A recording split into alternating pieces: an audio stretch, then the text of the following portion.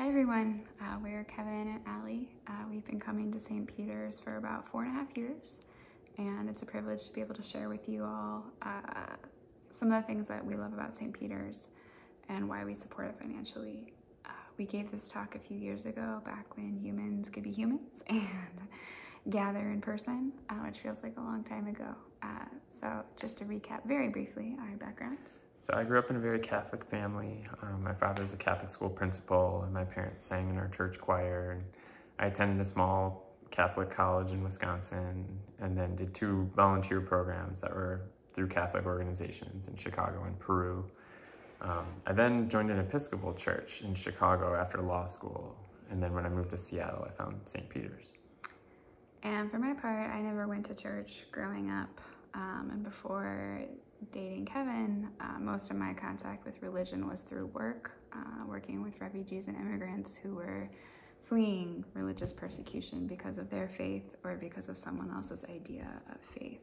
And so becoming part of St. Peter's was a big change for me, but it has been a very cherished one. And just last year, our son Cody and I were both baptized together at St. Peter's, which is something that I never could have imagined doing before joining this community. So the phrase we used to describe St. Peter's when we did this talk last time was small but mighty. And we said this isn't the biggest church, it's not the fanciest or the most powerful, but it has a heart and a soul. And you see that in the people. It's in the leaders who epitomize devotion to something larger, in the elders who are generous with their wisdom and their kindness, and it's in the people who show up week after week despite illness or grief or whatever's going on and genuinely wish you peace. And we've learned from everyone here, and you've really all made us better people. And so thank you for making this a home for us.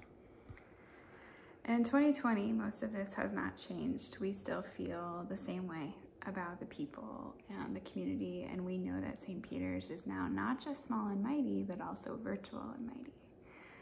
But we really do miss getting together, and we look forward to being able to gather in person again. One thing that I have missed about St. Peter's more than I expected is the physical space. And it was space to be inspired by others in the community, and also a space for me just to think. I have to admit, I'm not really into music, and I can't carry a tune or sing at all, and I don't have a developed musical ear. And I know very little about the music world. In fact, I just learned that John Lennon was a Beatle a couple of weeks ago, and it was a very embarrassing moment. But you did not want me on your trivia team, for sure.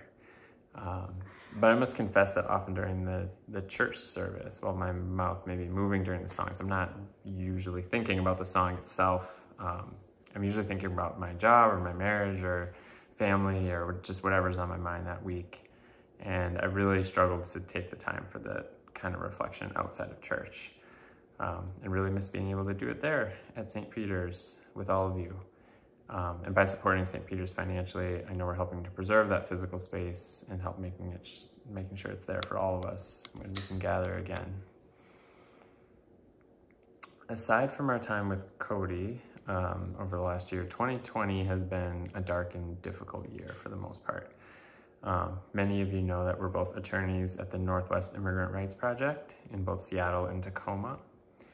And the past 3 months have been particularly draining for us. While our government claims that it doesn't have enough resources to fight the pandemic, it somehow has plenty of resources to continue to implement its anti-immigrant agenda and to detain and deport members of our community.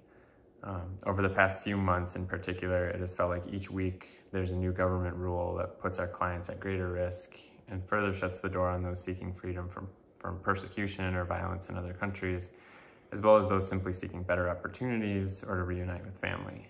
And it's really hard not to feel worn down and cynical at times. And it's in these moments that we try to draw inspiration from the people of St. Peter's, who have been fighting these battles for generations with grace and courage and resilience. One of these people, Deacon Polly, for us really exemplifies the heart and soul of St. Peter's. And last year, during a particularly powerful sermon that she gave, she read and passed out copies of a speech and it was a copy of a speech by Dr. Satsuki Ina at the Fort Sill military facility, which used to serve as an internment camp for Japanese Americans during World War II, and today is being used to hold migrant children. And we kept that speech that Polly shared with us, and it hangs on our fridge, and we see it every day. And it makes me feel, even in these times of despair and isolation, solidarity and hope. And it keeps me connected to St. Peter's and the amazing people that make that community. We've lost some of the people who've made this community so special to us since we first started coming to St. Peter's, but we know that their spirit lives on within the community. And we also know that each new member adds so much to the community. And so for us, giving to St. Peter's is about honoring its past and the memory of those we've lost, and contributing so that it will be there not only for us, but also for future generations. So thank you so much, and we look forward to hopefully seeing all of you soon.